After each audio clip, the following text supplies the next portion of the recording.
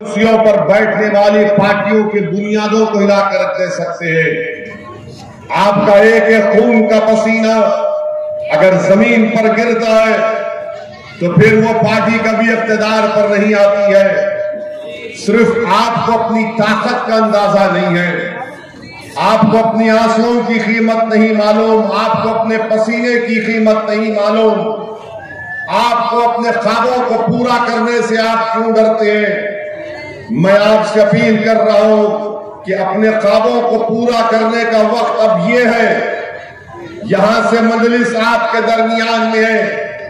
अगर आपके दरमियान में आकर कांग्रेस क्या कहती है, कांग्रेस हमेशा से 27 साल से आपके और हमारे दिलों में एक मायूसी को पैदा कर दिया, बुज़दिली को पैदा कर दिया, नाउम्मीदी को पैदा कर दिया कि भाजपा को नहीं हराया जा सकता। 27 साल से अगर भाजपा गुजरात में जीत रही है तो कांग्रेस की नाअहली की वजह से जीत रही है। मैं आपको एक उम्मीद दिला रहा हूं, मैं आपको एक जज्बा दिला रहा हूं, मैं कोशिश कर रहा हूं कि मेरे अल्फाज से आपके दिल में सच्चाई को पैदा हो दिया जाए। मैं इस बात से भी बखूबी वाकिफ हूं कि सदरुद्दीन ओवैसी की जज्बाती तकारीर से मैं किसी का दिल नहीं मोड़ सकता। दिलों को मोड़ने वाला तो रब्बे करीम अल्लाह है। मैं अल्लाह से भी दुआ करता हूं कि या अल्लाह मेरी जबान से ऐसे अल्फाज आप निकलवाइए जो लोगों के अवाम के दिल में मजलिस की मोहब्बत पैदा हो जाए और वो मोहब्बत ऑटो में तब्दील हो, ताकि इस विधानसभा से ज़ैनब शेख की कामयाब हो और एमएलए बनकर विधानसभा में जाए। तो मेरी आपसे गुजारिश है कि अपने आंसुओं की कीमत की लाज रखिए, अपने पसीने की कदर कीमत को जानिए, तभी तो आप आगे बढ़ सकेंगे। ये कांग्रेस पार्टी हमेशा नाउम्मीदी दिखाती है आपको। मैं आपसे कहता हूं कि ला तक़नतु मिन रहमतिल्लाह, कि अल्लाह की रहमत से मायूस मत हो। आप एक मर्तबा खड़े हो जाओ, ये जमहूरियत है, ये जमहूरियत है। जमहूरियत में जो खड़े होकर अपने हक के लिए जमहूरी तरीके से लड़ता है, कामयाबी उसके कदम को चूमती है। तो ये कांग्रेस पार्टी की तरफ रुख मत करिए, वो दूसरी छोटा रिचार्ज की पार्टी है। अरे ये तो पाप का रास्ता दिखाते हैं, ये खुद यूनिफॉर्म सिविल कोड पर कुछ नहीं बोलते। आप बताइए, यूनिफॉर्म सिविल कोड पर कांग्रेस पार्टी भी कुछ नहीं कहती है। तो मेरी अजीज दोस्तों और बुजुर्गों, मेरी आपसे ये दर्दमंदाना अपील है कि 5 तारीख के दिन बेजलपुर से मजलिस के उम्मीदवार को कामयाब करिए। मैं बार बार ये कह रहा हूं कि वोट तो आप सब पार्टी को दिए, मगर आपको क्या हासिल हुआ? आपको क्या हासिल हुआ? आपकी वोट की कीमत क्या रही? तो याद रखिए, अगर कोई एमएलए बनता है किसी पार्टी का तो अवाम को क्या फायदा मिलता है। मैं आज गुजरात में पिछले कई हफ्ते से यहां बैठकर मेरी पार्टी के जिम्मेदारों के साथ इंतखाबी मुहिम को चला रहा हूं। और कल हैदराबाद से मुझे बताया गया कि हमारे बहादुरपुरा के एमएलए ने बल्दिया के हैदराबाद के कमिश्नर के पास 15 मिनट की मीटिंग में बैठकर उनकी विधानसभा के लिए 20 करोड़ के डेवलपमेंट के काम मंजूर करवाए।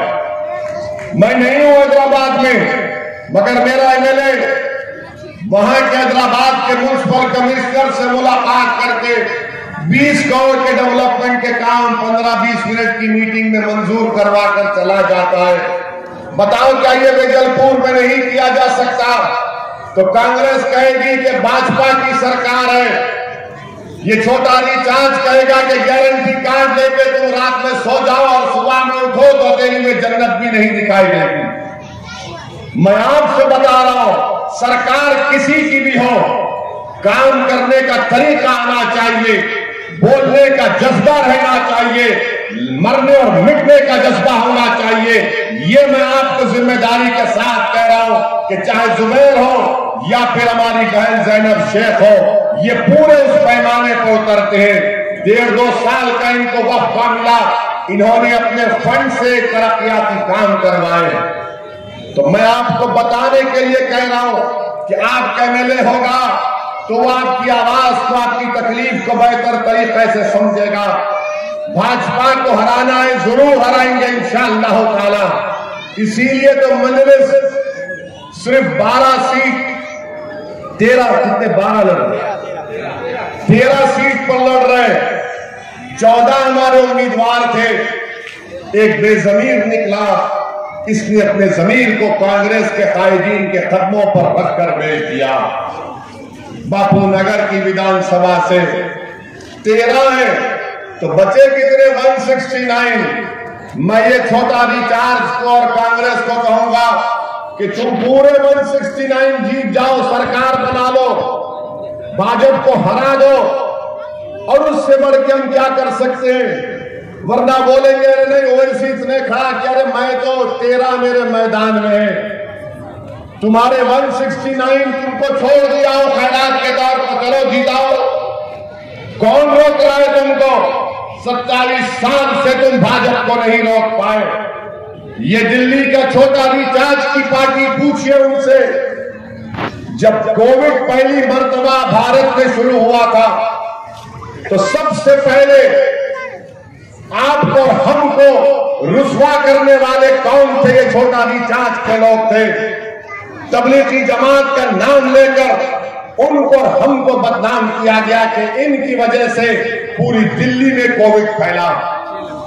सुपर स्प्रेडर का नाम दिया गया। ये अल्लाह का शुक्र है कि हाई कोर्ट ने इस पार्टी के झूठे इल्जाम को झूठा करार दिया। दिल्ली की लिस्ट आती थी कोविड की कि इतने लोगों को कोविड हुआ, बाजू लिखा जाता था कि तबलीगी जमात के इतने लोगों की वजह से इतना कोविड फैला। और वो आकर कह रहे हैं कि मैं ऐसा करूंगा, कुछ नहीं करेगा। ये दिल्ली का मुख्यमंत्री 2013 का नरेंद्र मोदी है, उसी के नक्शे कदम पर चल रहा है, वो भी हिंदुत्व आइडियोलॉजी को मानने वाला है। तो मेरी आपसे गुजारिश है कि इन चीजों पर गौर करिए। आप अपने वोट की अहमियत को जानिए, आप अपनी ताकत को नहीं जानते। एक मर्तबा पूरे विधानसभा के आप तमाम लोग एक हो जाइए, मुत्तहिद हो जाइए, एक सियासी शऊर का पैगाम दीजिए, अपने इत्तेहाद को कामयाब करिए। याद रखिए, वोट का इस्तेमाल अगर ज़ैनब शेख के हक में होगा तो आपके वोट की कीमत होगी, आपके आंसुओं की अहमियत होगी, आपके पसीने को जमीन पर गिरने से पहले इख्तिदार की कुर्सियों पर बैठने वाले डर जाएंगे और कांप जाएंगे। तो मेरे इज्जतदार माँ और बहनों, ये आपकी भी जिम्मेदारी है कि आप 5 तारीख के दिन अपना सब कुछ उस दिन एक दिन थोड़ी देर के लिए, 1 घंटे के लिए छोड़कर पोलिंग बूथ को जाइए और अपने वोट का इस्तेमाल करिए। आप अपनी औलाद को, अपने माँ बाप को, अपने भाई और बहन को तरगीब दीजिए। बल्कि वेजलपुर का एक आदमी ये जिम्मेदारी ले ले कि मैं 5 आदमी को साथ लेकर वोट डलवाऊंगा, तो यकीनन यहां से मजलिस की कामयाबी यकीनी तौर पर होगी। मैं बता रहा हूं आपको, बीजेपी को हराया जा सकता और बीजेपी हारेगी इंशाअल्लाह ताला। मैं कह रहा हूं आपको, ये कोई ऐसी बात नहीं है कि लोग कैसा हराएंगे। अरे हरा सकते मेरे भाई, बिल्कुल हारेगी बीजेपी, मगर शर्त यह है कि क्या मेरे जज्बाती अल्फाज से बीजेपी हारेगी या आपके इत्तेहाद से हारेगी? क्या ओवैसी की जज्बाती तकरीर से बीजेपी हारेगी या तुम्हारे मुत्तहिदा ओहदों से बीजेपी हारेगी? क्या ओवैसी की जज्बाती तकारीर से बीजेपी हारेगी या आपके सियासी शऊर से बीजेपी हारेगी?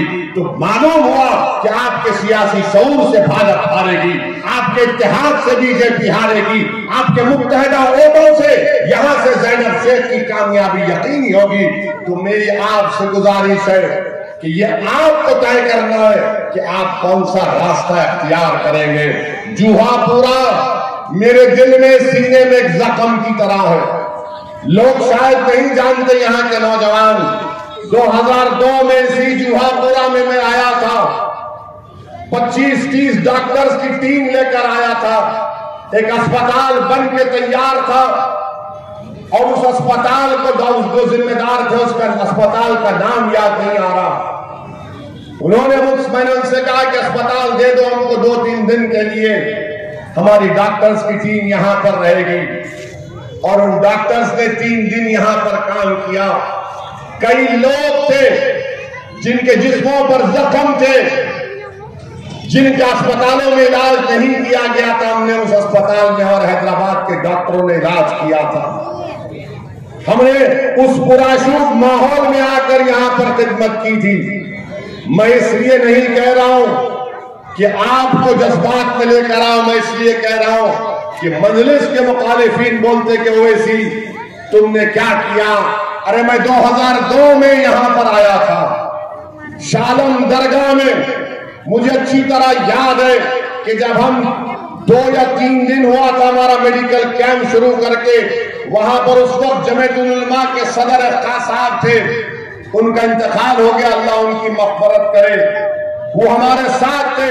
तो 2 दिन जब शालम के कैंप में हमारी मेडिकल टीम बैठती थी तो लोग कम आते थे कि उस दरगाह में 7 से 8 हजार लोग रेफ्यूजी थे।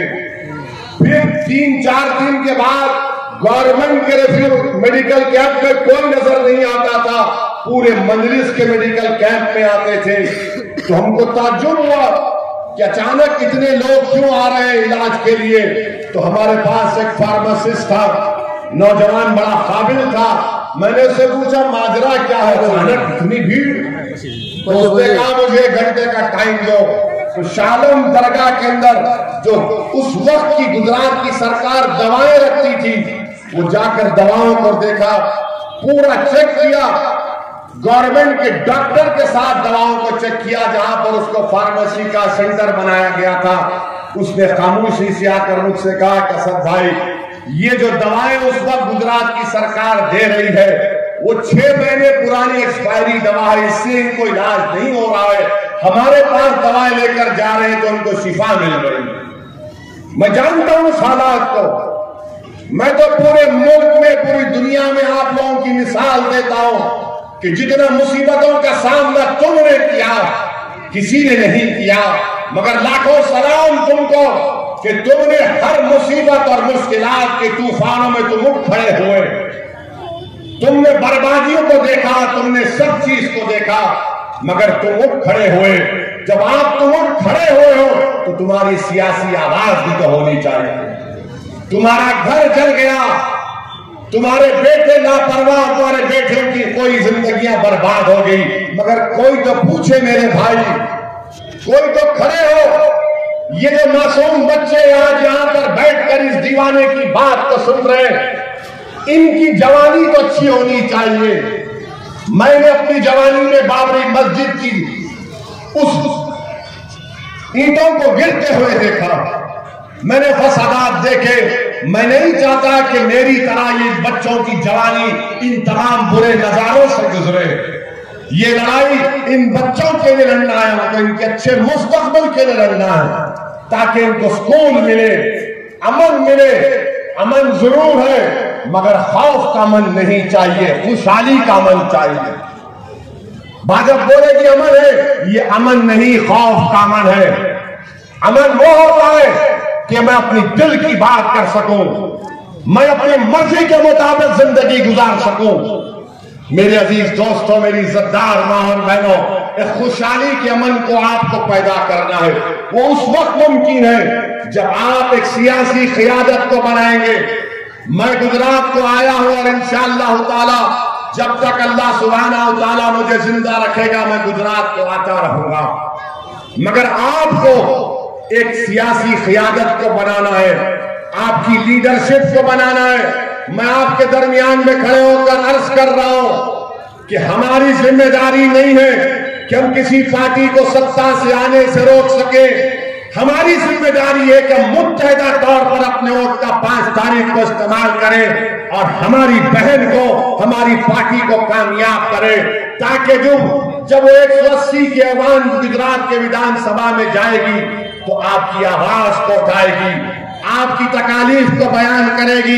लोग बोलते हैं कांग्रेस, भाजपा, और ये दूसरी छोटी रिचार्ज के पार्टी के लोग, अरे ओवैसी की पार्टी के अगर 4-5 जीत कर भी चले गए तो क्या कर सकेंगे? मैं आपको बता रहा हूं, मैं जब तक जिंदा अल्लाह मुझे रखेगा मजलिस के खादिम के तौर पर, हम कभी मंत्री या गवर्नमेंट में नहीं जाएंगे। हमको लड़ना है, आपके लिए लड़ना है, आपके इंसाफ दिलाना है, इन बच्चों के मुस्तकबिल को अच्छा करना है। और सुनो, भाजपा, कांग्रेस और छोटी रिचार्ज वालों, तुमको चीफ मिनिस्टर बनना है, तुमको सत्ता की गुलामी चाहिए, मुझे किसी की गुलामी नहीं चाहिए, मुझे आजादी चाहिए। और ऐसी आजादी कि जब मेरा नुमाइंदा गुजरात की विधानसभा में जाएगा तो वो दिल में, आपके दिलों में जो छुपा हुई तकलीफ को बयान कर सके। सुन लो भाजपा कांग्रेस आप वालों, तुमको सत्ता से और मुख्यमंत्री के ओहदों से लालच होगा, मुझे वो लालच नहीं है।